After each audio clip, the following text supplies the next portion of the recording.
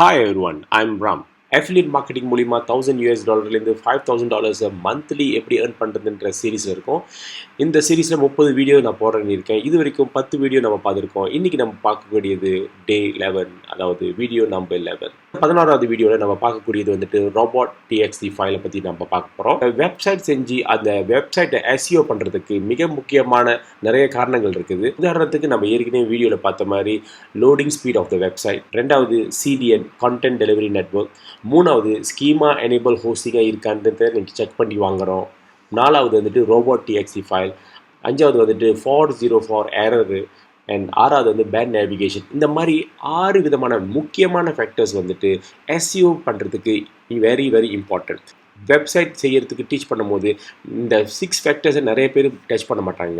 So இந்த 6 factors very important. Google search இன்ஜினில் rank பண்ணி SEOவை இன்க்ரீஸ் பண்ணுறதுக்கு மிக ஒரு முக்கியமான ஃபேக்டர்ஸ். ஃபர்ஸ்ட் டைம் இந்த வீடியோ பார்க்குறவங்க இந்த CDN என்னது, ஸ்கீமா எனேபிள்னா என்னதுன்றதை நீங்கள் ப்ரீவியஸ் வீடியோவில் நீங்கள் பார்த்துக்கலாம். இப்போ Robot.txt ஃபைல்னால் நம்ம என்னென்னு பார்ப்போம். ஒவ்வொரு வெப்சைட்டுக்கும் Robot.txt ஃபைல் எதுக்குன்னு சொன்னாக்கா, கூகுள் சர்ச் இன்ஜின்லேருந்து ரோபாட்ஸ், அதாவது பாட்ஸ்னு சொல்லக்கூடிய ரோபாட் வந்துட்டு க்ரால் ஆகி உங்களோட ஒவ்வொரு வெப்சைட்டில் உள்ள பேஜஸும் க்ரால் பண்ணி வந்துட்டு இன்ஃபர்மேஷனை டூப்ளிகேட் பண்ணும். அப்படி எல்லா பேஜஸ்லையும் க்ரால் பண்ணும்போது எதெல்லாம் அலோவ் பண்ணுறது, எதெல்லாம் டிஸ்அலோவ் பண்ணுறதுன்றதை நம்ம வந்து செட் பண்ணிடலாம். உதாரணத்துக்கு லாகின் பார்ட் வந்துட்டு க்ரால் பண்ணக்கூடாது, அதை டூப்ளிகேட் ஆக்கக்கூடாதுன்றதுக்காக நம்ம அந்த பகுதியை டிஸ்அலோவ் பண்ணிடுறோம். அதுதான் இந்த Robot.txt ஃபைலோட ஃபங்க்ஷன். இப்போ நம்ம எல்லா வெப்சைட்லையும் இந்த Robot.txt ஃபைல் வந்துட்டு அட்டாச் பண்ணியிருக்காங்களான்னு நம்ம பார்ப்போம். நீங்கள் ஒவ்வொரு வெப்சைட்லையும் Robot.txt ஃபைல் இருக்கான்னு செக் பண்ணுறதுக்கு என்ன பண்ணலான்னு சொன்னாக்கா, நீங்கள் அந்த URL பின்னாடி வந்துட்டு .com முடிச்ச பிறகு ஸ்லாஷ் போட்டுட்டு Robots.txt என்டர் கொடுத்தீங்கன்னா உங்களுக்கு அந்த Robot.txt ஃபைல் வந்துட்டு தெரிய ஆரம்பிக்கும். இதுதாங்க இந்த Amazon வந்துட்டு எதெல்லாம் அலோவ் பண்ணியிருக்காங்க, எதெல்லாம் டிஸ்அலோவ் பண்ணியிருக்காங்கன்றத அவங்க செட் பண்ணிட்டாங்க. இப்போ நம்ம யூடியூப் போனோம்னு சொன்னாக்கா, இப்போ youtube.com இதுலேயும் /robot.txt எங்கே சர்ச் பண்ணாலும் யூடியூப்பும் சொல்லியிருக்காங்க எதெல்லாம் அலோவ் பண்ணுறது, எதெல்லாம் டிஸ்அலோவ் பண்ணியிருக்காங்கன்னு அவங்க போட்டுட்டாங்க. இப்படி எல்லா வெப்சைட்லையும் இந்த Robot.txt ஃபைல் வந்து ஒரு முக்கியமான ஒரு பங்கு வகிக்குது. ஸோ உங்கள் வெப்சைட்லேயும் நீங்கள் எப்படி இதை காப்பி அண்ட் பேஸ்ட் பண்ணுறதுன்றதை நான் இப்போ காட்டுறேன். என்ன விஷயத்தை அலோவ் பண்ணணும், எந்த விஷயத்தை டிஸ்அலோவ் பண்ணணுன்றதை நான் வந்துட்டு கோட் பண்ணி நான் வச்சுருக்கேன். இது நீங்கள் வெப்சைட் செய்யும் போது இதை அப்படியே காப்பி பண்ணி பேஸ்ட் பண்ணணும்.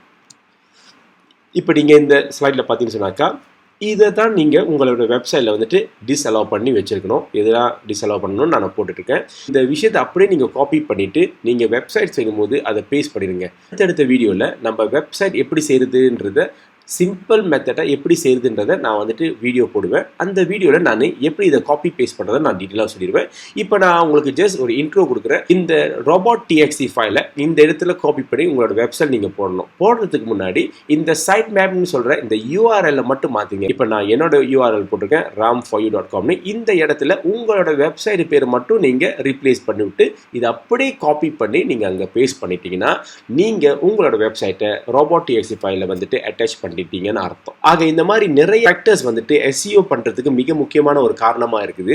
ஸோ இதெல்லாம் நம்ம டீட்டெயிலா பார்த்துக்கிட்டு இருக்கோம். அடுத்தடுத்த வீடியோவில் நான் உங்களுக்கு எப்படி ஒரு வெப்சைட்டை வந்துட்டு ஈஸியா வந்துட்டு WordPressல செய்யறது, எப்படி ஒரு பிளாக் போஸ்ட் கிரியேட் பண்றது, எப்படி நம்ம ஒரு ஆர்டிக்கிள் எழுதுறது, இதெல்லாம் டீட்டெயிலாக நம்ம பார்க்க போறோம். ஸோ சேனலை சப்ஸ்கிரைப் பண்ணாதுங்க, கண்டிப்பாக சப்ஸ்கிரைப் பண்ணிடுங்க. அப்படியே அந்த பெல் ஐக்கனும் கொஞ்சம் கிளிக் பண்ணிடுங்க.